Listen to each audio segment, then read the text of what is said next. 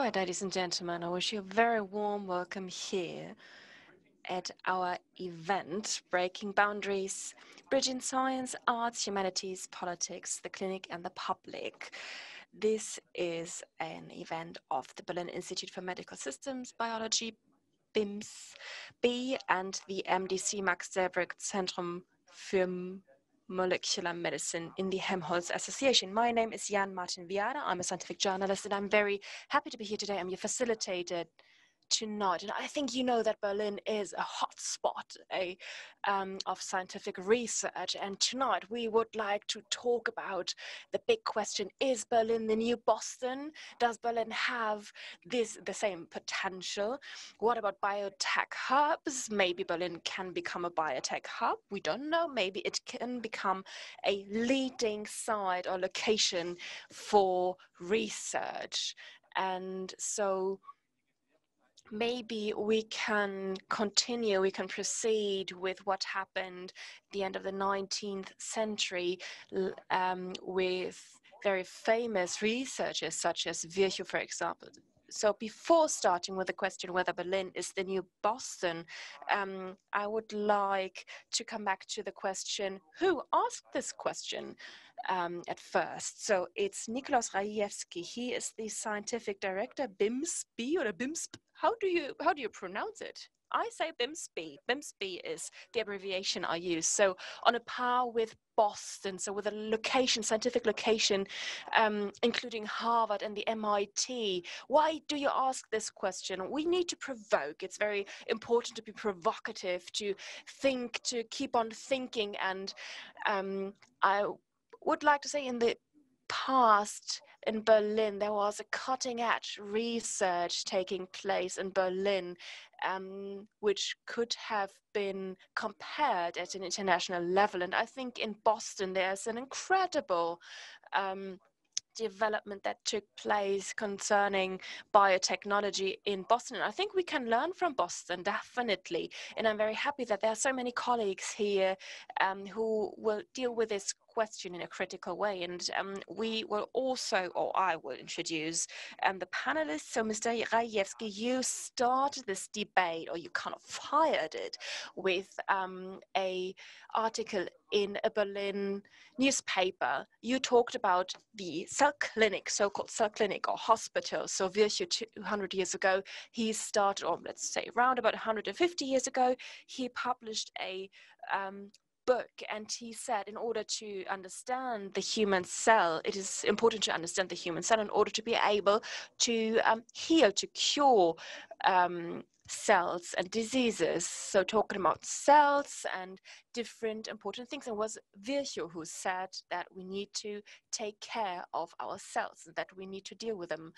And the situation right at the moment, of course, we can have a look at molecules, we can quantify what happens in the cells, within the cells, what is going on with our DNA, etc. And we can read it, we can decrypt it, we can encode it or decode it, of course. And Virchow started this kind of work around about 150 years ago. And he showed us that there are huge opportunities. This is why it's called Breaking Boundaries 2.0. And there was also another article in the Berlin Tagesspiegel dealing with a crisis, why the corona pandemic is an opportunity for Berlin. This is a good question. So did you like this article? I think you might have liked it, right? Well, what I would like to say is that Berlin, for a long time, Berlin has been in a crisis. It suffered from, after the World War II, of course, Berlin has been divided or was divided, and now it's unified or reunified. But nevertheless, the different institutions have to come together in order to empower each other. And the Charité, let's say, the most powerful hospital in Germany, is located here in Berlin, taking part in competitions of excellence. And what we need to do is to break boundaries. We need to work together in order to be able to well, to shape our future. And of course, Berlin is not Boston, but nevertheless, Berlin has its own ways to become some kind of Boston when it comes to research applied on the patient, tailored to the patient's needs. And you think we're just in the middle of the crisis, and this is a good point in time? Yes. Indeed, it is a good point, as everybody knows and sees right at the moment that the healthcare system in Berlin or in Germany in general is a good one, and that there are new opportunities. So breaking boundaries, this is a new format, this is a series of events, what it's all about. So this is a series of events dealing with science and bringing together science, arts, humanities, politics, the clinic and the public, and to create a space where these disciplines, where these different fields can come together and talk and discuss. And Jens Reich, for example, and also another researcher who lived just right around the corner, they showed that we can overcome obstacles and boundaries. So thank you very much. I think this is what we would like to try to break boundaries, to overcome obstacles and boundaries. Now we would like to start. I will take a seat.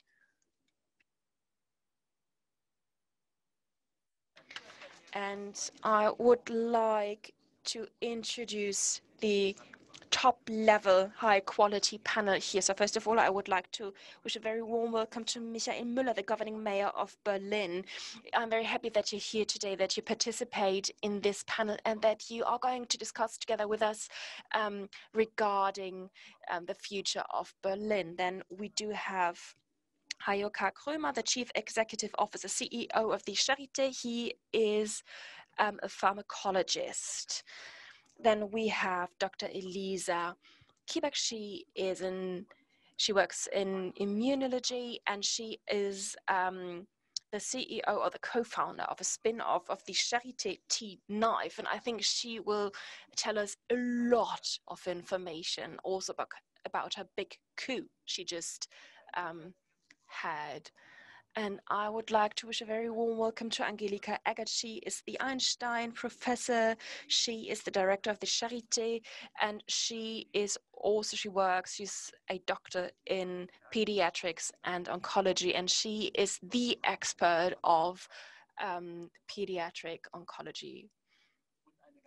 And it's a huge honor for us that we can welcome Philip A. Sharp, who received the Nobel Prize in 1993. He is professor at the MIT. So first of all, you will just listen a bit, and then you will have the opportunity to join us and to join the discussion and to ask questions, maybe also questions we won't like. But nevertheless, I would like to wish you a very warm welcome. I'm very happy that you're here today. Now we start, or before starting with our discussion, ladies and gentlemen, joining us via Zoom, you can ask questions using the Q&A section. You can see the button Q&A on the bottom, and you have the opportunity to ask questions. So now I would like to start with the first question. Is Berlin the new Boston, or are we ludicrous to ask this question? So in September 2020, you came from Göttingen to Berlin. You have been the spokesperson of the university in Göttingen, so Göttingen is a great location. Why did you come to Berlin? What was your motivation to come to Berlin? Well, is Göttingen an interesting site? Yes, of course. I think Göttingen is the city. So Göttingen is the new Boston, is that right? Well, I think I won't put it that way, but we would like to discuss whether Berlin is the new Boston or not. But I think Berlin as a city, as a scientific or as a research structure is really interesting. This is why I had many reasons to come here. Please name some of these reasons. So in the research area in Berlin, in the associated biology research, we have everything what we need. So for everything, for all the different areas, we have specialists, we have experts, we have cutting edge researchers, and the mix of the institutions is what makes Berlin attractive. So it's the mix of people, of experts, and the institutions. So Ms. Kibak, you have been named one of the most visionary women in Berlin. You have been active for years in the area of T-cells and the T-cell therapy. And now I would like to come back to the startup T-Knife, and you are a co-founder and CEO of T-Knife, and you received 66 million euros venture capital, which is quite unusual for Germany, right? True. There aren't many companies, or let's say startups, that raised that much money. Do you think this has something to do with Berlin? I think it has primarily something to do with technology, because research is the basis for this kind of technology we deal with, and we have been, it has been researched, or we have been active in this field for years, and I think it is really, it was also helpful to found this or to start this startup. But do you think it was important to be in Berlin, to be active in Berlin, or do you think it could also have been happened in Munich, or is it the Charité here in Berlin that played an important role, or do you think maybe Munich would have been a better city or better site? We discussed a lot about it, of course, and because there are also other biotech hubs, but I am an advocate for Berlin, because I was very much advocating for staying here, because here in Berlin we have received a lot of support by the MDC and the Charité, and it's really important that these two institutions have the opportunity to collaborate, and the Charité really provided us with a good starting point. Angelika Eggert, so is Berlin the new Boston? What do you think about it? What was your first reaction when you heard this question tonight? Was it this little smile I just saw? Of course, I was smiling. I think it is not the new Boston yet, but I'm smiling because I would love Berlin to become the new Boston. And I think here in Berlin, we definitely have a lot of potential, because there's a huge variety when it comes to the medical excellence and expertise and biological expertise. This is why here in Berlin, we do have a lot of potential. But this has also been the case 2, 3, 4 years ago. What changed? It's really interesting. I have been here for 7 years, and the excellence has already been here 7 years ago, of course. But what is different compared to other cities is that we have this bridge. So we have the basic research up to clinical research, and there's a huge bridge between the two let's say, fields of expertise. And during the last years, the researchers had the opportunity, or they joined forces, they came together, and this is a great aspect, because we joined forces, and this is a reality. So thank you very much. Mr. Müller, I think you really liked what our panelists just said here, right? What is the correlation with politics? So I think this topic of research or science and basic research are topics you really advocated for. Is that true? Yes.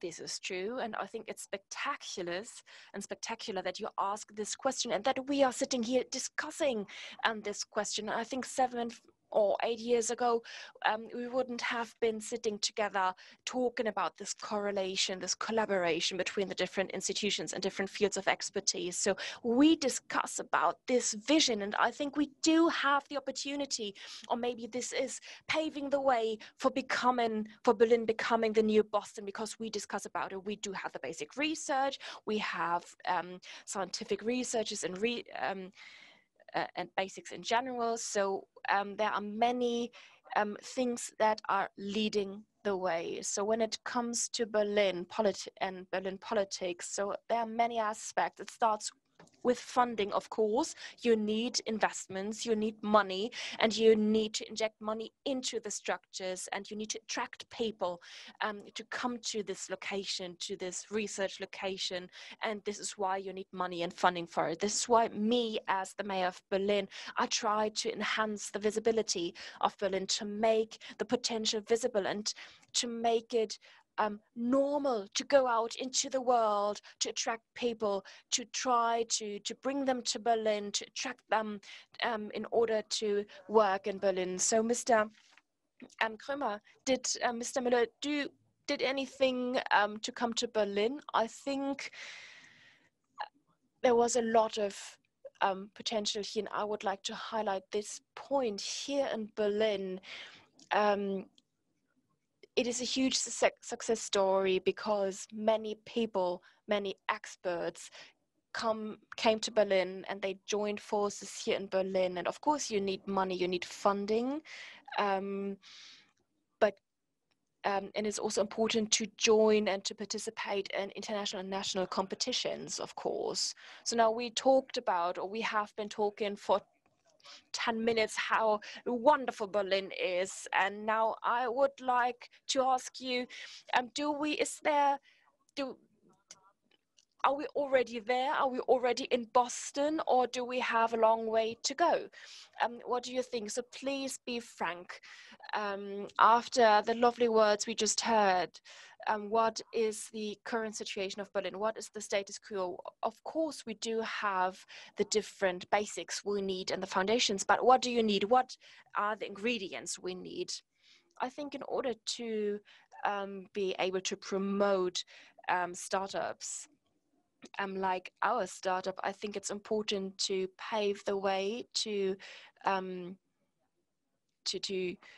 it was a very hard way. We had to work a lot. We had to overcome many obstacles. Maybe we're not a trailblazer. I won't call ourselves pioneers, but we need to make this kind of way easier. We had different negotiations with technology transfer companies. This was difficult, and as a co-founder, it is important to be able to receive the license, or is it better to get this license in cooperation with pharmaceutical companies? These are the big questions we deal with. And of course, what we also need is to get an international management in order to make the location more attractive. So our side is at Buch. Buch is outside of Berlin. It's far away.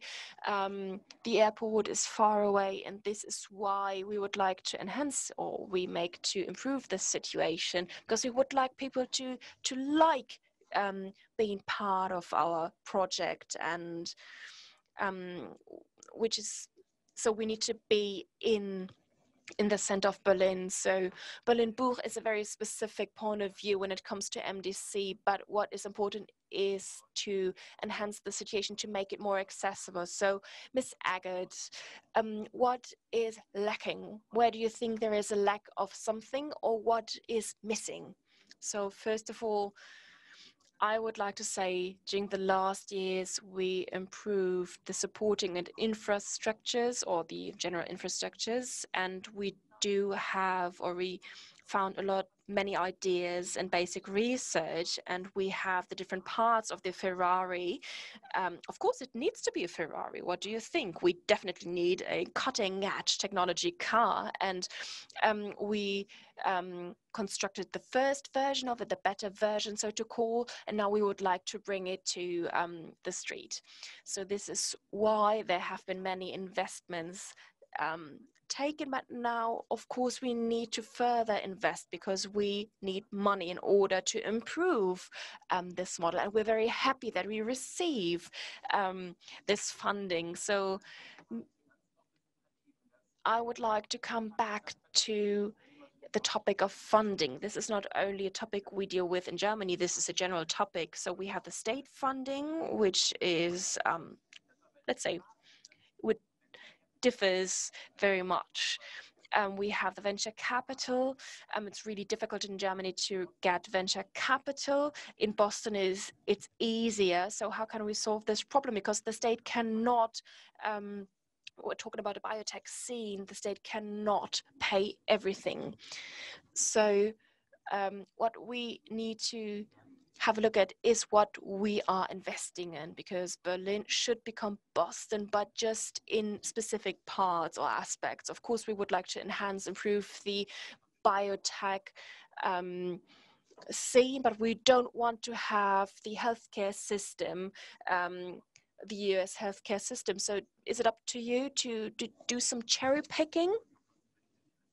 Und die Frage nach den the question about public finances, in our case, they are really important for the research system. I think at the moment we can see the first examples through Nicolas Rajewski that particularly excellent research with public funding is so attractive that it attracts private capital in turn.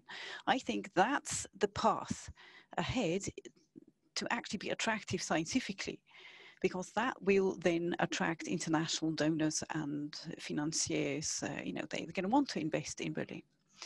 Mr. Müller, Mr. Krömer has elegantly given the ball back to you, because he said private investments initially actually depend on public funding. So if the public hand creates the right framework conditions, private investors are going to follow suit. But we have just experienced a serious crisis that encompasses the healthcare sector, but also state finances. So, this is the pre-COVID and post-COVID scenario. A lot has been invested in the healthcare sector. Also, the federal government has spent a lot of money. Is that realistic for this to continue? Well, I can't guarantee this, but up and above the absolute figures, which of course is important, how much is being invested for the institutes, for the economy as a whole, it's important to have some degree of planning security, to know what could happen in the years to come. And there, I think politics can help a lot.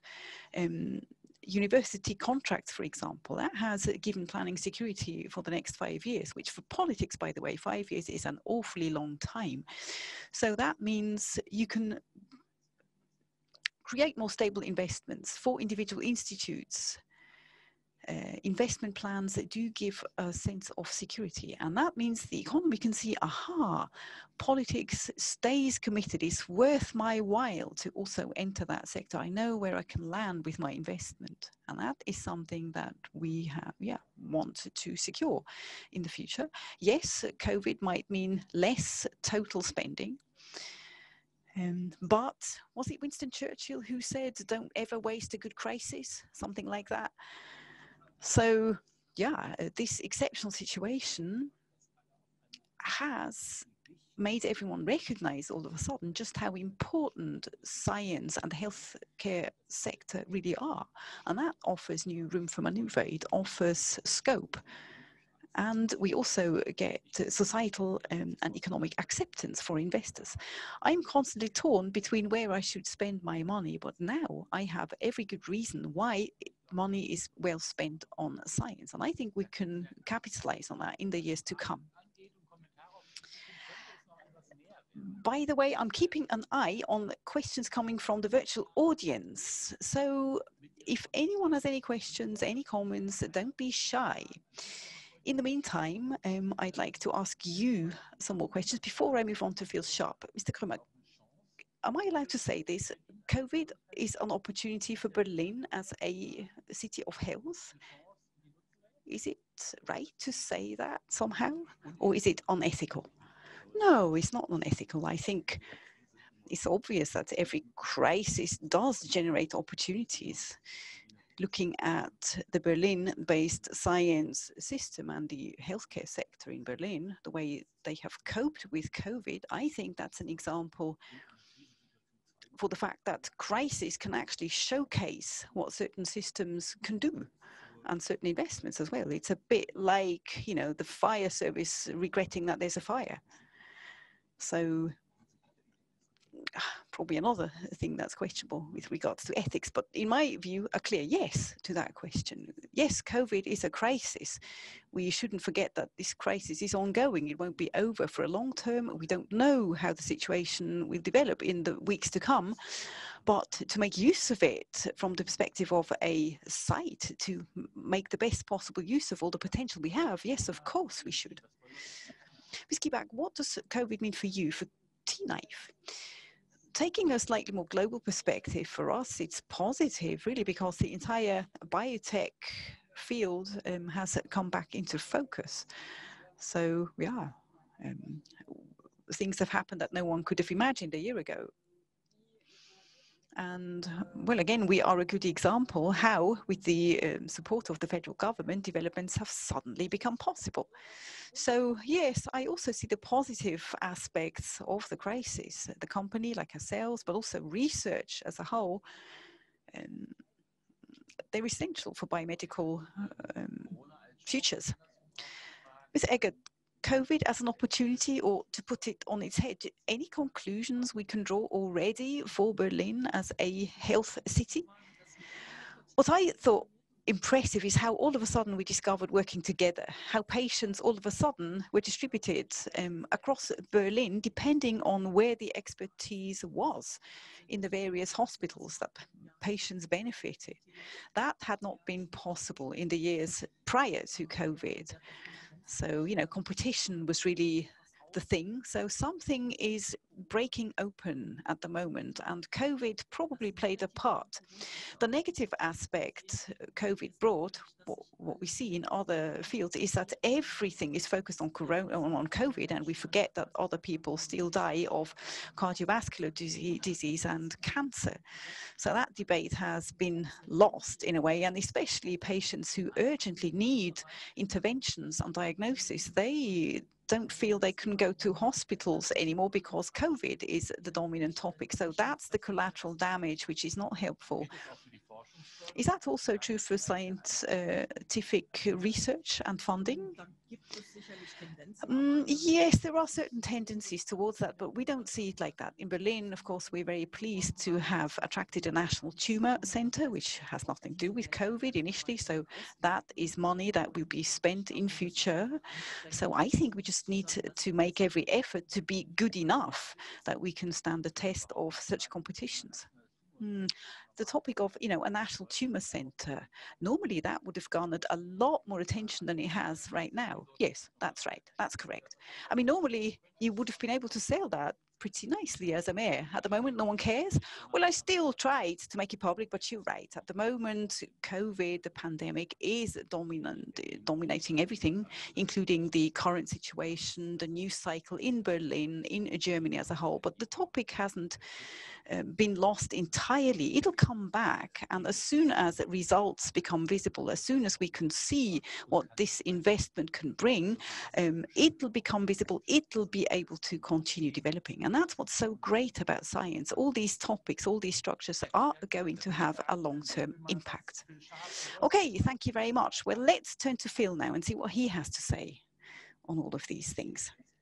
Okay, I'm going to get up. Phil knows Berlin very well. He has also accompanied the scientific ambitions of BIMSB. He was here when it opened. He has been observing the development of BIMSB for a while, and he also knows something about Berlin as a center of medicine. Realistic, do you think are the aspirations of Berlin to become somewhat like Boston or a second Boston in medical and life science research? Is it just out of question, or do you think that's something that can be more than a dream? I think it's something really very exciting. This panel actually makes it exciting. When you think about a new endeavor where you are going to make investments and grow over the next decades, it's remarkable to have your political leaders, your major hospitals, your innovators, and a basic scientist talking about what really will be a 10 and 20 and 30-year endeavor. You're building a culture. And I think that's one of the major reasons I believe Berlin is an ideal place to do this. Go ahead. That's very polite of you, but I still want to know more about what actually the essence of Boston's success is, and then we get back to what you see as a possible essence of the Berlin success that you politely just forecasted in a way. So first of all, what's the essence of Boston's success? Well, the essence of Boston's success was that it started in the mid-70s. When Biogen was established in Boston, I was a co-founder of Biogen, and it has grown since that time. It was established because there was a breakthrough in science, a fundamentally new advance. And now we have 10,000 or so scientists, companies next door to MIT and down the subway system from Harvard. We have major hospitals that Mass General, Children's, Dana-Farber here in Boston, all fabulous hospitals. So if you look at Berlin, you have Charité, which is one of the major hospitals in the world. It's fantastic. And you have the Humboldt University sitting next to Charité, and you have a new research institute sitting between the two. And you're beginning to talk about innovation and the integration of science to patients. And that's the actual secret sauce, science to patients. And there's lots of innovation in science that will have an enormous impact on patients. So that's what made Boston what it is today. But is it actually possible for Berlin to learn from it? I mean, Berlin is in a different situation. You just made you pointed out some similarities. But what is maybe different also what's the difference between Berlin and Boston, and maybe at what points Berlin can't learn from Boston? I think every country has its own way of investing and making resources available to move science to patients and to it being useful around the world. In Boston, it's venture capital, and it's then Wall Street, and it's entrepreneurs who've been through this process multiple times. And this growing community of entrepreneurs talking to each other and having confidence of investors and Wall Street Journal, and as well scientists who are working in the lab to bring new innovations. That culture, that working together and finding a way to integrate patient needs, what is really possible, how you move it to a market, is going to be the challenge in Berlin. So that means you don't see that culture yet in Berlin? I think you're growing it right now. That's very polite indeed again, but we're just starting there. Do you have questions to the panel? Some observations that you made during our panel so far, or questions that you would like them to discuss about?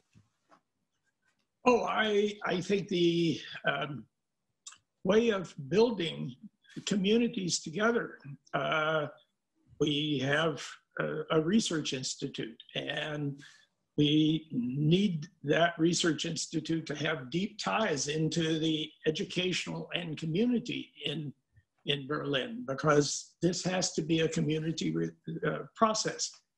And we have to bring in innovation, entrepreneurs into it. You have many, and you need to grow more. Mm-hmm. But I just want to remind you, it took 40 years to build Kendall Square or Boston's Innovation Hub.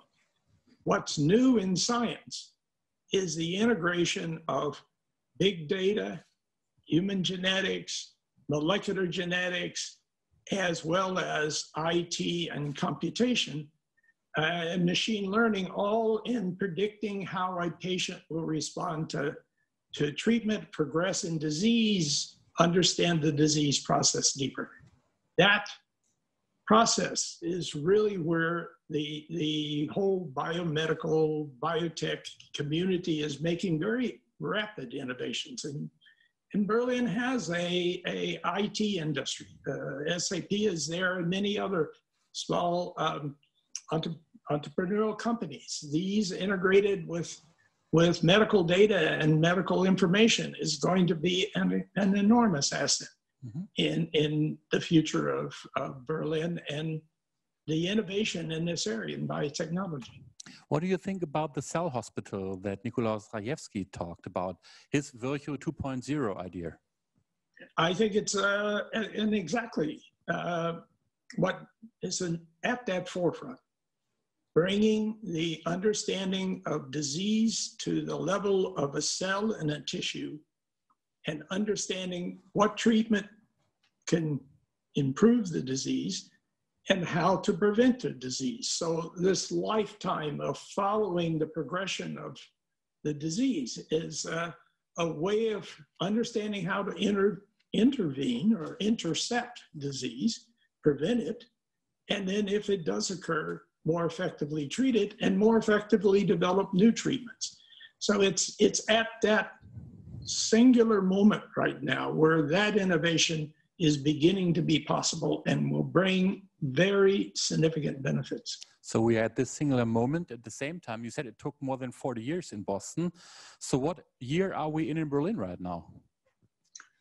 Oh, I think you're in the first decade. Thank you very much, Phil Sharp. For now, we'll get back to you later on. Thanks so much. You're welcome.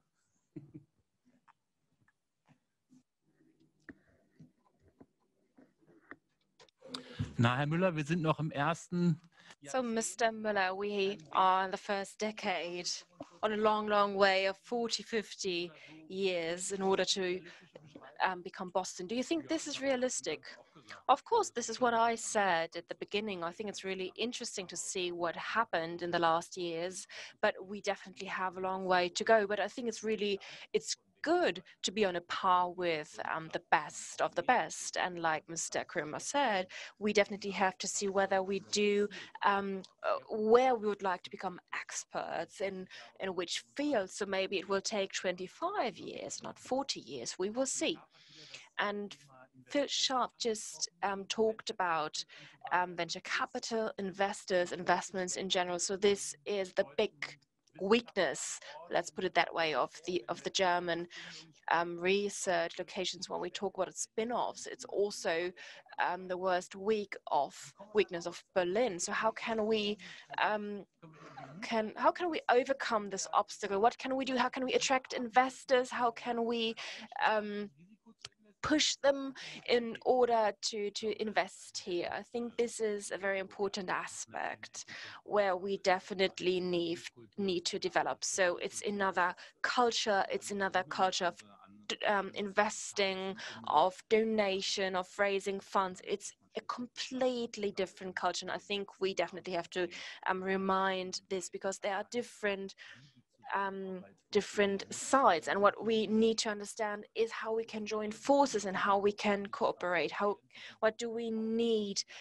What is important for success in terms of economics, in terms of research and science? Everything is intertwined. This is why, and we need to see that. This is something we need to realize, and I think we're just about to realize it and to be part of the international experts. So do you think that as a politician, can you talk to investors? Can you raise funds? Can you raise co-funding? You know that this is dealt with our development bank, their participation funds. There are different funds for spin-offs in that would like to, or when it comes to startups that would like to become spin-offs, but this is not enough, for the development we talked about. This is not enough funding.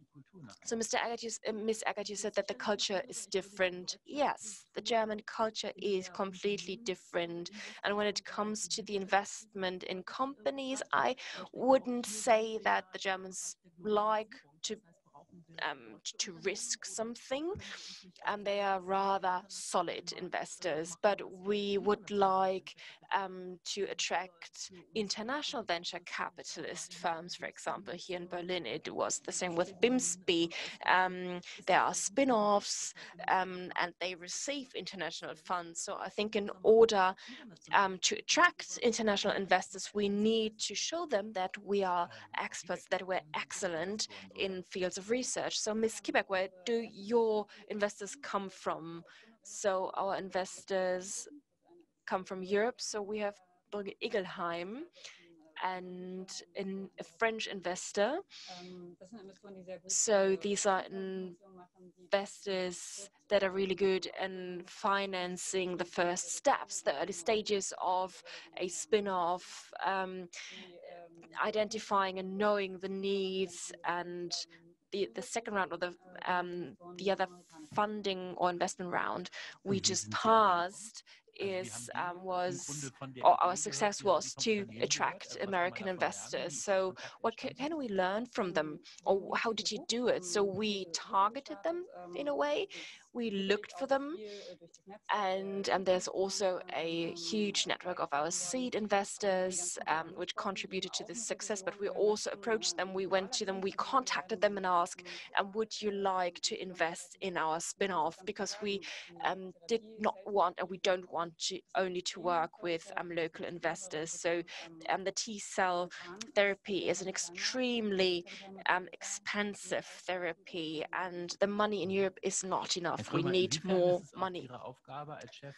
So, Mr. Krömer, as CEO of the Charité, is it also your task to find funding, let's say sources or resources in general? So in Germany, we always rely on the state, but now we say, okay, we would like to go in the direction of translation, of transfer. So what can we do? And do you think that the landscape, the funding landscape here in Germany changed or is about to change when it comes to private funding? So I think funding of finances are one side, and we can talk about it later, but when it comes to the institutions, it is important that and Ms. Kiebeck just talked about it, that there is this incentive that the mindset changed, the mindset regarding towards spin-offs. So people always said, okay, you don't have a big career at university, so you're failing, but this is not the point. So we would like to bring people to leave this path of a university career and to go into economics. And this is what happens here in Berlin. And here in Berlin, we have excellent basic research. It's combined with a young new spirit and mindset of young people, young researchers.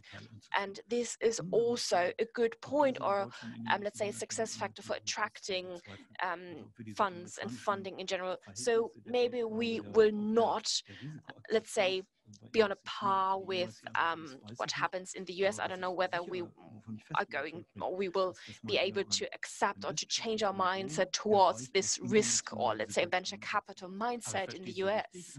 But so did I get you right? So you think abroad we will find foreign investors saving us? So do you think German investors won't be able to invest in German spin-offs, for example? They are cowards, some kind of. No, this is not the point. It's about the mindset, about the money that is available and the funding that is available. And we have this extreme, we have this extreme basic of intelligence. This intelligence is translated into research, then we get results, and this is the point here in Germany. And another factor is that we would like to combine the intelligence, or let's say the good ideas, with money, and this is important. And we went to Australia together, and what we saw there was that in some key areas there is a planning,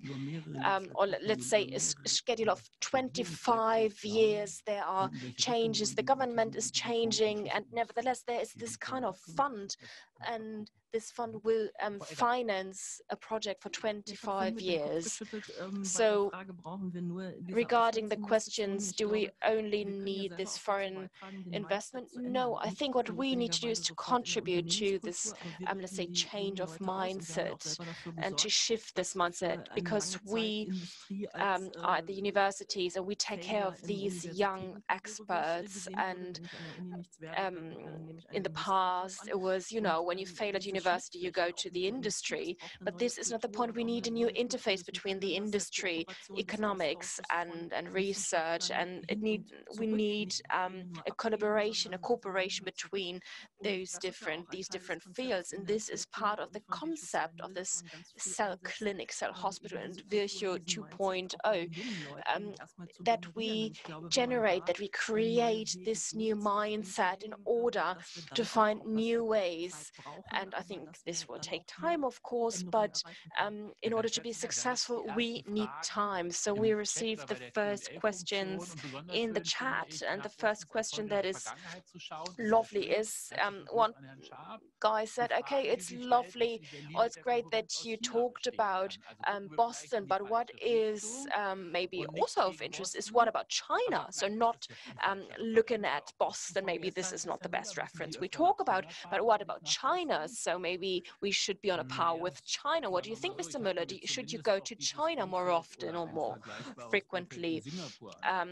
We went to Singapore, not to China, and I had a look at the research environment over there, and what Mr. Krömer just said, that there is a lot of money invested, there are huge investments taken, but we need a very long time planning phase, a long planning phase in order to be successful. And I think this is also a topic where we can learn from each other. We should not try to become the world champions in every field of expertise. This is not the point. We should concentrate on our competences, and we should invest in these, in our competences. And I think Berlin just made the first successful steps. And after the wall came down, we, the unified Germans, we wanted to be the world champions everywhere. And now I think it is about thinking about our competences, thinking about where we are excellent. And did you say that Berlin accepted to be, well, not excellent, or let's say mediocre or moderate or average in different fields? Do you think Berlin is just average? No, but what we did in Berlin is, what are the important aspects? What are the different fields of importance? Is it medicine? Is it mobility? Where is it? So we needed to accept that we are not excellent in every field. So here in Berlin, and this is very atypical for Berlin, we have huge industrial companies here in Berlin. We have Pfizer, we have Bayer, we have Berlin Chemie, we have Sanofi here in Berlin. So what we need to do is to seize this, to benefit from this potential. And when it comes to China, I cannot really say anything. But what I see, or what I've seen in Australia, is that it's all about finding, detecting the different potentials. And the second question is the following: maybe we should not compare ourselves with other sites such as Boston, but we should talk about what will be our differences. So what makes us different when it comes to other sides. So of course we should respect China, we should also have a look at Boston, of course, but what can we do here in Berlin? What is our strategy in Berlin? What can we do here? What is our innovative competence? And I think this is a very interesting aspect, Mr. Krömer. So is there a strategy? I mean, these are interesting keywords: Virtue 2.0, the Berlin Institute for Health Research, translation, all these keywords. What is your strategy? What is our strategy here in Berlin?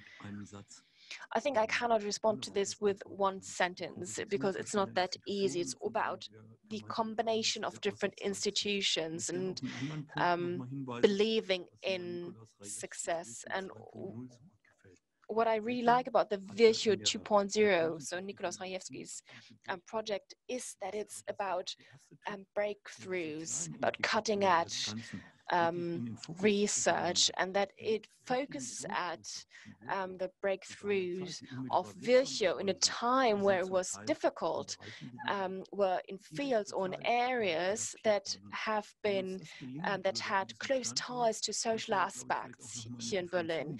And I think we need to differentiate when it comes to the US and China.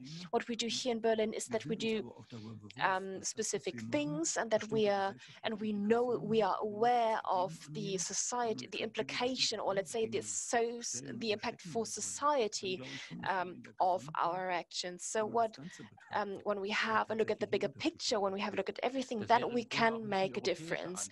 So this is a European answer, right? So combining social aspects and innovation, yes, indeed. I think when we have a look at our near future, we see that there are many non-medical and non-scientific problems we will have to face, and we definitely should not ignore this or turn a blind eye to it. So what is about the Berlin strategy? What is Berlin's profile? What about Berlin in general, Ms. Kiebach? I think Berlin is interesting, attractive for young, innovative, and creative people. I think in the tech startup scene, and we can see the different success stories here in Berlin. There are many young people having this entrepreneurial mindset, and I think we should translate this into, or we should inject this into the biotech scene. So in Germany, we should not say that we are, let's say, against risks or that we fear them. No. So you think that German investors could be attracted, that they could become enthusiastic when it comes to venture capital investments? Of course, yes. I think what is our task is to become excellent in terms of research. We need to deliver, we need to produce and deliver, and then we can receive the money. It's not about the German money, but about being excellent. So Ms. Eggert, the strategy, the profile of Berlin, characteristics of Berlin, I think we need our own way, and we've already started searching, looking for this new way. And what I really like about it is the team spirit, talking about transversal or the combination of different disciplines. Then we have highly innovative technologies that are used by researchers. We have data, and we bring together the data and the expertise.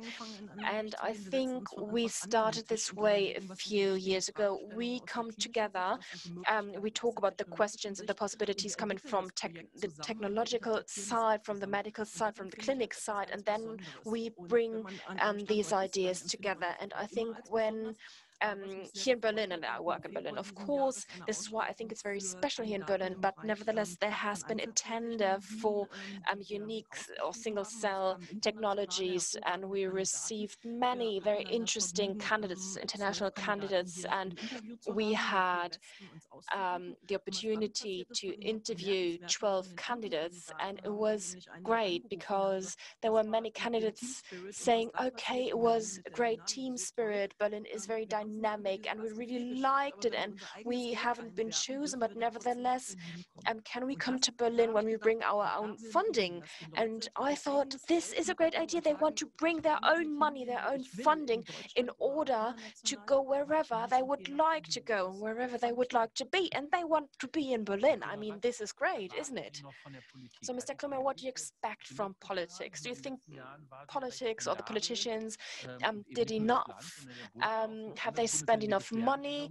What about the federal government? There are other federal states saying we don't receive enough funding. And what about Berlin? It's always Berlin which is in the center of interest. Now it's up to us to receive funding. So when it comes to politics, do you think the expectations have been met? What we need to do is to have a look at the internationally successful locations and the German locations. And what we need is tight links and relationships between politics and researchers, because we always need to adjust, we need to adapt, and we need a good communication strategy. And in Berlin, there is a good communication strategy, or there's good communication between researchers and politicians. And it is not enough, in my opinion, today to provide good people with good money and a lot of money. This is not enough. You need strategies, you need ideas, you need innovation, and you need to think about the next 10, 20 years, and you need to implement what you would like to achieve in a consequent way. So we live in a very complex society, and communication and the mutual understanding and adjustment of strategies is important. So there's a there's an excellence, a big success in global health. So global health isn't a field where you can earn a lot of money, but when it comes to responsibility for our society, so there is a Boston, for example, where venture capitalists and New York companies fund technologies and other startups or spin-offs. What can we do in this field? So maybe we can also find investors in the US, or do you think it's about the state to take care of it? Global health, we're just in the center of global health, just in the center of this debate. This is the topic, and I think we need to combine different organizations, state organizations, or public organizations, and private organizations like foundations of Gates of Wellcome, for example. So global health is can also play a role for startups, but nevertheless, when we think about what global health means, then from my point of view, it is rather the state or the public organizations that should take care of. So global health, Mr. Müller, what do you think about it? Is it something, or is it a field where, because we are just in the middle of the COVID crisis, where the state needs to intervene? So what about the state? Do you think it is in charge? I think also with scarce resources, we can provide planning security or safety. And this is quite a practical aspect for politics. So we learned what we need in order to prevent risk or to be prepared for risk or a health hazard or a pandemic. So we need a healthcare system that has enough resources, and this is also a precondition or condition for being able to react quickly. So we need intensive care beds, for example. We need masks.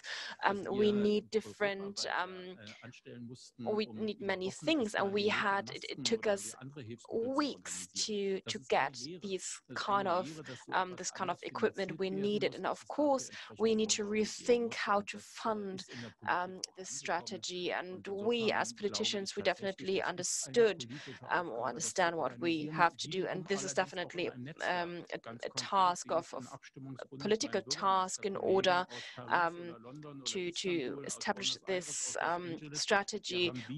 It isn't, I have also a close cooperation with other mayors, with my colleagues in Buenos Aires and Paris, and we try to learn from each other. And this is a network at another level. So you just said, even though you don't have enough funding, or when you don't spend, when you spend less money, do you think institutions are reliable? So what we shouldn't do is that we say, okay, today we spend all the money we have and tomorrow it's over. This wouldn't be a good idea. I think this would be worse for research. We need to focus on different areas of research, and we need to provide for, let's say, a certain period of time, 10, 15 years, we can provide planning security. Then this is a good idea, and after 10, 15 years, we need to rethink. Earlier, we started with expectations raised with politicians. Ms. Kiebach, what do you expect from politics at the various levels? What can politics do better? Let's start with the federal state. I think what would help us with respect to planning security is a bit of time and patience on the part of investors. My experience over the last few years has been that we, as a medical product developer, regulation is very severe. The approval processes are complicated, and the experience has often been that the authorities couldn't keep up with applications, even when there were time spans within which approvals had to be given. Authorities don't have to stick to certain time limits, and that does not give us planning security, which I could then communicate back to investors, for example. So that is a huge problem for us. Thank you. Ms. Eggert, expectations. Well, there's fields other than finance where we'd like a bit more support, and that affects the regulatory environment. That's not just a Berlin-specific issue, but also a problem in Berlin. We are very bureaucratic in Germany, more so than the United States, and that often tends to impede scientific progress. And that starts with the bureaucracy of animal experiments, which is a difficult issue, but is important when it comes to cellular therapy. I think you have experience with that too, don't you? So long struggles with the regulatory authorities until we can get a product into production. So that would be a personal request to the governing mayor. We'd like closer cooperation with the respective authorities, that we actually start a conversation much earlier so that we can act together rather than actually make life difficult for each other. Mr. Müller, are you aware of this particular hurdle? Do you know that a lot still remains to be done? Oh, absolutely. We also had a question of staff, how quick can authorities be? Who is the right person of contact within authority? We know that we have to do better in order to be a competitive hub, I guess. So that's a form of investment in the future to make sure that authority staff is qualified, that decisions don't take too long. So yes, we have some catching up to do from the years that were dominated by saving money. But there's one thing that's underestimated a lot, and that's the power of parliaments. Parliaments actually decide on equipment and staffing and also focal points. So you have to make sure that Parliament supports you. You need to advertise why you do something. You need to explain to parliamentarians why it is important to use animal experiments. It's not an easy thing, but it has to be done. And science also has to step up to that mark. They have to also explain the importance of certain processes. This is not, to shirk responsibility as a politician. I'm also willing to do my best in order to prove the situation at hand, but it's give and take, and everyone has to understand if you want to forge ahead, you need to explain why it's important. Thank you very much. We have a question here by Angelika von Weizsäcker. She's asking, how can Berlin create a competitive regulatory environment also compared to other German cities like Munich? Approvals, for example, are much faster in Munich. So that's exactly what we've been talking about. Also, a virtual audience is raising similar issues. And as you've said, Ms. Eggert, it's not just about money. But Mr. Müller, it has said it's also about the commitment of science. Yes, Mr. Müller is absolutely right. I think really the crux of everything is communication. And I think both sides can do better. We can do better when it comes to explaining why certain things are difficult. But it's taking on forms where we can no longer be leaders in certain clinical trials because the ethics commissions are being too restrictive, and other pharmaceutical companies then turn elsewhere with their clinical trials because the hurdles are so great to overcome in Berlin. But that, of course, is just a lack of communication, I think. It's not malicious or anything. So we need to create a platform that brings us together earlier. And yes, we as clinicians and scientists, we need to do a better job of explaining ourselves as well. Yes. Mr. Krömer. If we look back over recent months, I think we have created an intersection between politics and science that has never been there before. So if we keep organizing this, if we can look after it, that's got to be a good thing. There used to be this misunderstanding that every party involved in that intersection thought that their rules should be the ones to decide on things. So if we actually manage to explain the level of communication that's necessary much better, we, I think, in Germany can also reach good results. And before I come back to Phil Sharp, let me ask you once more, okay, maybe it's not actually Boston that's our point of reference, maybe it's Shanghai, maybe it's something else. Do we need to be careful to not deceive ourselves? I mean, these are all very nice thoughts, very nice words that we have shared, but is there any point where you'd say we shouldn't deceive ourselves? Well, I think Mr. Sharp is absolutely right. We're in the first decade of maybe 4, so I think we shouldn't expect to get things done too quickly. A lot of work is ahead of us. It's also to do with mindsets, and structural problems also have to be dealt with. Yes, our capacity to deceive ourselves. I think you have to have ambitious goals. That's not to do with deceiving yourselves. If you want to step onto the moon, you need to reach for the stars. And I think that's absolutely true. If you don't have ambitious goals, you never get anywhere. So, yeah, I think that's what we need to do, definitely. Mr. Krömer. I think a degree of self-deception helps us master our lives on a daily basis. I think the tricky thing is to make sure the intersection between self-deceit and realism is right and in balance. Could you give an example where that mix is ideal in Berlin? Well, you never have an ideal degree of self-deceit, but one thing we've all learned, I think, is that a lot of progress is achieved not so much because of facts, but because of psychology. And that then comes back to communication. Can we really explain what we want? And that brings us back to the center, really, which is hard to grasp, but which is to do with communication and which is essential.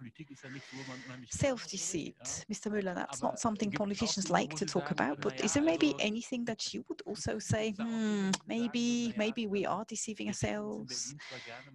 We in Berlin, we like to talk about the great visions, but we should be a bit more humble.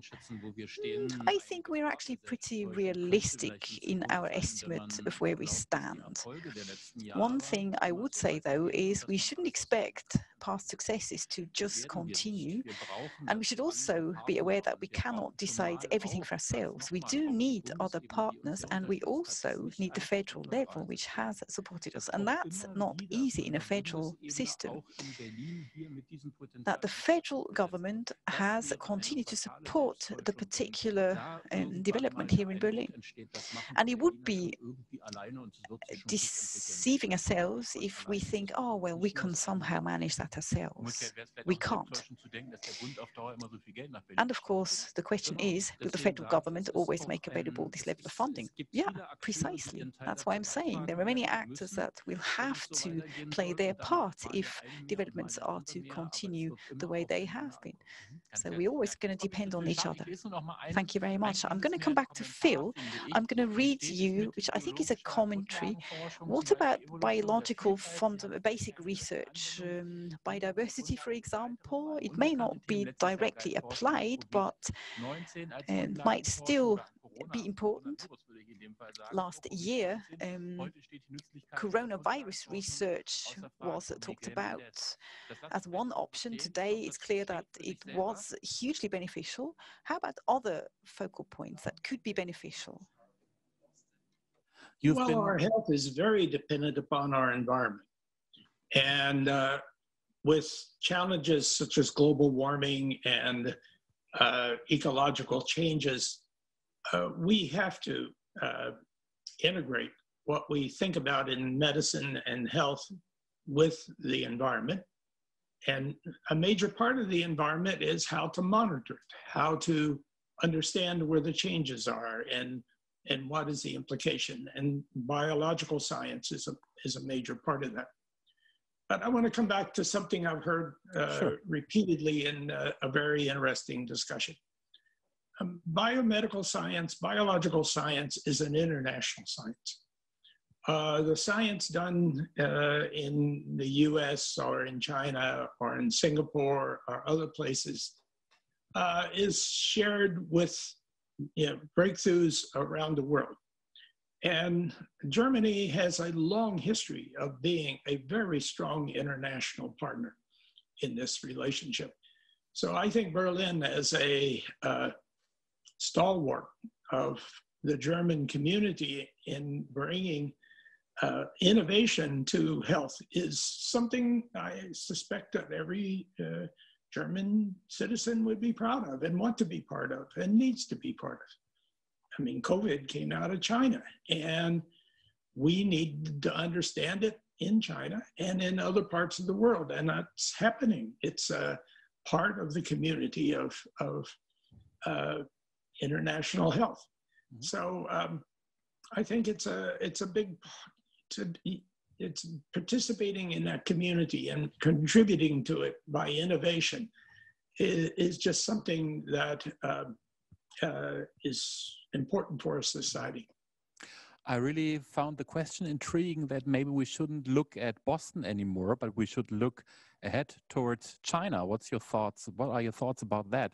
Maybe Boston is not the reference anymore, Phil. Well, I think China is doing wonderful things. They're making some very significant investments in the basic science in life science. They have changed their research community and advanced it over the last several decades in just a breathtaking way. So yes, we can learn a lot from China. China is now challenged with how to take that innovation and bring it to an international community. And that I think they will work on and find ways of doing. It's something we learn from, but we also learn from our German colleagues and French and English and all of them as we advance our science.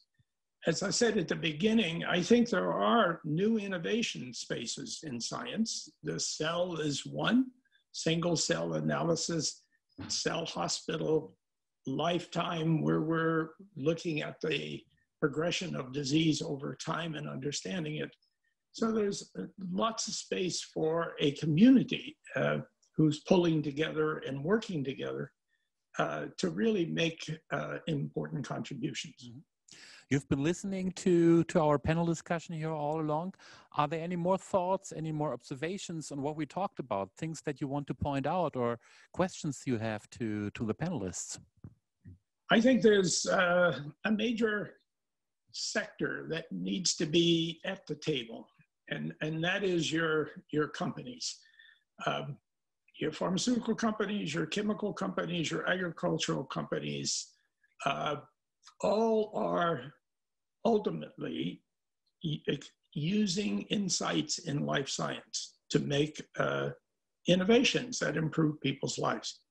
And building that bridge not only to Charité and to basic science, which needs to be strengthened as it has been discussed for sure, but to build those integrations to companies who actually will tell you what really is needed in innovation to make a difference is, I suspect, a major opportunity. So there's innovation in small companies, but ultimately the larger companies who have access to markets and even testing and approval and regulatory activities are very important for learning how to take innovation to improving the lives of people. Mm-hmm. Any more questions to the panel? I'm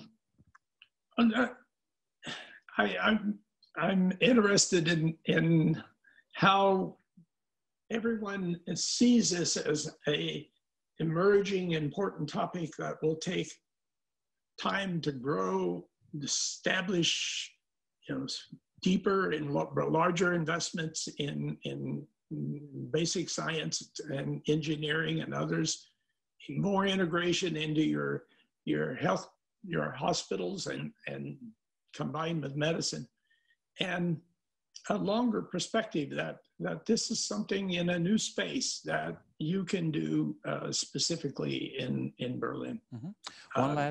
Thank you. One last question to you, Phil.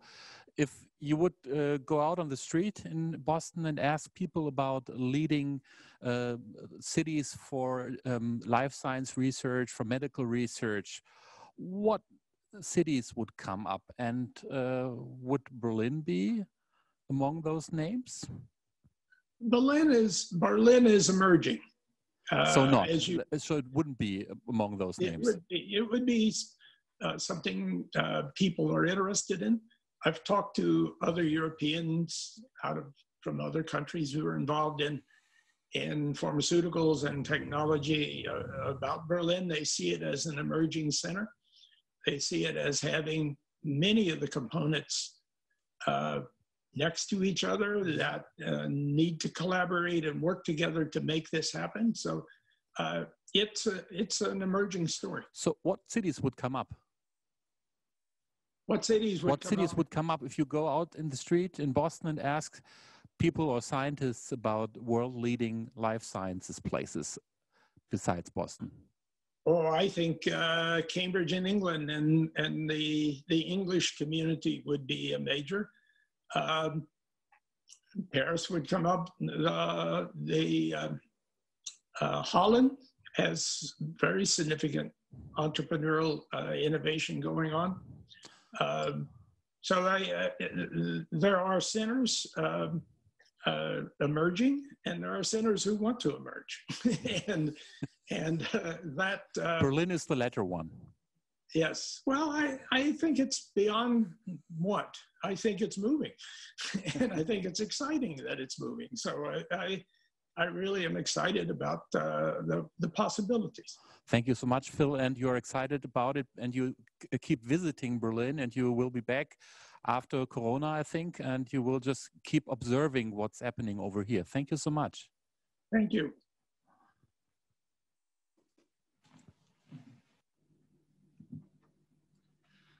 Herr Müller, das war jetzt ja doch ein bisschen Wasser in den Wein, ne? Also Mr. Müller, well, that was a bit sobering, wasn't it? Cambridge. Yeah, but you asked him, you badgered him. He had to say this, didn't he? He said Cambridge in the UK. He mentioned Paris. He mentioned Holland. Mr. Krummer says yes. That's not surprising. Yes, especially Holland, actually, the Netherlands. It's a small country with a long-term structured science policy. I think it's a great example to emulate. Look at the institutions there that have developed and have come onto the map in the last 20 or 25 years. University medicine in Maastricht, where there was nothing at all. And they took a conscious choice to say, right, we are going to develop a whole field around one institution. And they did it in 20, 25 years. And there's no reason whatsoever why we shouldn't be able to do that too. And they're talking about 25 years. It's not 40 years like in Boston. Yeah, but we've already, got 10 years behind us. Well, I'm not a great friend of defining timescales. You need a bit of luck. You need the right people who are in the right place at the right time for things to move faster. But the point behind this is their strategic thinking. It's long-term. And then they did adapt to current developments and they stuck with it. So that is something we in Germany are not always good at. Phil Sharp also mentioned the topic of contacts to pharmaceutical companies or contacts to companies generally. That's a really important point in his mind, and he thinks maybe that's the most important construction site, shall we say. What do we learn from this? I actually think it should be integrated in how we train the next generation of scientists and entrepreneurs, to actually make them aware that there are good jobs in the pharmaceutical industry or in biotech, or that it's okay to be a founder and to develop your own spin-off. So there I see opportunities to really get people excited when they are trainees. Is this something that you would like to do as part of your teaching training, to be in closer contact with companies? Yes, I actually think things are changing. I would actually say it's more of a bilateral exchange. Why can't we have a postdoc from Bayer come and work in an academic lab and vice versa? I think the two cultures can grow closer to each other. I just think it needs a marketplace, an institution where these direct points of interaction can happen. And hospitals are a very good example. Okay, I'd like to open the last round. If we had a path that we want to take, if that path is clear, we always need to take the first step. So what are the first steps Berlin now needs to take in order to move ahead? Whether it's 10 years or 25 years or 40 years. Mr. Krümmer, what would you say are the first important steps right now? I think we have spent some time analyzing the current situation, how we can make use of the particular strengths of Berlin. There are a number of good structural prerequisites. Phil Sharp has emphasized the Berlin Institute for Health, which began operations on 1st of January. That was a tricky one to establish, was it? Yeah, it was quite tricky, but difficult births often lead to good results. So I'd be confident. So I think we have a very excellent kitchen space, shall we say. All the right ingredients are there. So now we just need to take enough time, but still be ambitious enough and give it some intense attention, I would say, in order to get ahead on internationally. Also nationally, it's pretty unique when you look at the opportunities we have for putting things together. So I'm actually fully convinced that we can be successful. So in order to use the Berlin Institute for Health as an important instrument, is that an important step? Yes, it is. But if you look at the last 2 to 3 years, what's happened with that institute, how many people have joined it, the young, bright brains that have been attracted.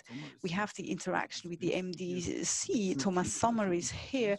The BIMSB is here. There are a number of interaction points that we need to persist with. But you do need an idea of where you want to be in 10 years. So, you know, I spent some money on something and I wait what happens. Those days are over. You need to have a better idea of where you want to end up. Ms. Eggert, what's the next step? If I stick to the image of a kitchen and cooking, I think we need to prove that we are more than a good cook. We need to show that we can generate the recipes, and we have all the building blocks in place. I think it's important that we can show the first projects also to our population in Berlin. I think we're quite close to that already, and if we carry on doing what we're doing, these examples are going to be available soon, and they're going to show to people that we can generate the right recipes. I think in particular of the single-cell technology of Nicolas Rajewski, but it would be early days, I think, to talk about that. We should present these examples when they are ready. It's going to be a little while longer. But you're saying it's important to tell people, hey, this is relevant to you. It's something that will matter to you in your daily life. Yes, exactly. And I think that requires a direct exchange, not just through the media, but I think it's important to have direct communication with the population as such. So, and with Ms. Kebak, but first of all, Mr. Müller, so I have great expectations when it comes to our future locations and that they will develop, and that we will be able to find interfaces or intersections, thinking about the Siemens campus or TXL, etc. So the airport. So I think there are many interfaces or intersections we can find. And first of all, you might not think about them as a health or medical side, but I think if I I really got it right, what Mr. Rajewski explained, is that in the future we will have to work with with big data, and we will need other institutions as MDC, etc. We will need Siemens, industrial partners, other big companies. And I think just in the middle of our city, we do have the opportunity to create this collaboration, to close these gaps, to bring together companies and the people and the expertise. And I think this is not far, far away in the future. No, I think this is a very near future. We need to start organizing. So Ms. Kiebeck, the next step. So the next step won't be that you come from the remote area of Buch to Berlin Mitte, but what will be the next step? Well, for us, I think we've already overcome the most difficult obstacles, but there are other obstacles and challenges we have to face, and we have to pave the way. We need incubators, we need spaces where researchers can spin off, where they can start their startups. We need labs, we need surfaces where people can work on the implementation with just a small amount of money. And I think there are other projects that are very interesting, but that haven't been implemented and brought to the market. We need technology transfer at the different academic institutions. We need clear guidelines, and we need clear contracts. So what kind of contracts do we need in order to start a company, etc.? And this is of high importance. We definitely need that, and we suffered because we made this experience, and for years we had to negotiate for years in order to get a contract. So Berlin, the new Boston, the answer is not yet, but maybe we on our way. But the next steps have been taken, and I think our discussion tonight showed that we are ambitious but realistic at the same point. There's still space for maneuver or improvement, and Mr. Rajewski is in charge of the last words. But first of all, I would like to thank you, Mrs. Kiebeck, Mr. Müller, Mr. Krömer, Ms. Eggert, and Mr. Sharp, and you, ladies and gentlemen. First of all, you have been quite quiet, but then you started asking very ambitious and very interesting questions. Thank you very much for your participation. Thank you very much for joining us. And now I would like to pass the mic to Mr. Rajewski for a last outlook, so to speak.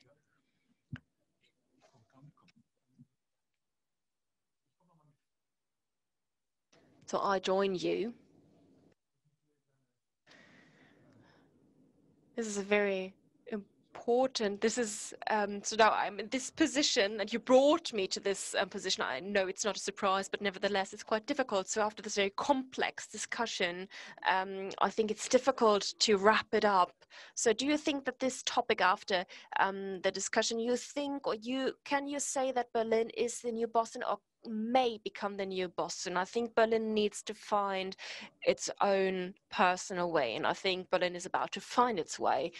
And I would like to make a point, because when we have a look at Boston, we see that there is a very interesting movie that has been made and showing what happened in Boston. And I think there are different actors, stakeholders that started playing together.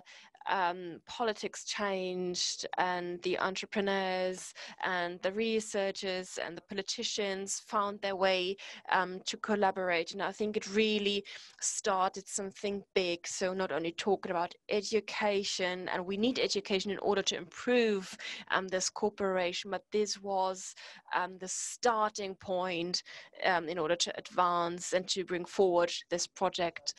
Here in Berlin, we do have different opportunities. We have different protagonists or stakeholders, like the people here in the room, and coming from different fields and creating this community spirit, breaking boundaries and creating something new, creating added value.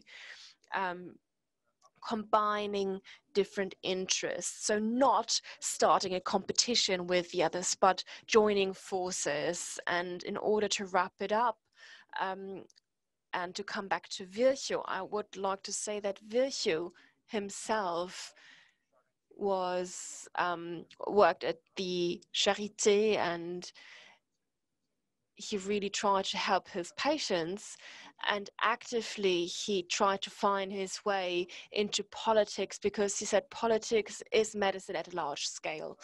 And I think this is a really interesting quote, and maybe we should think about it.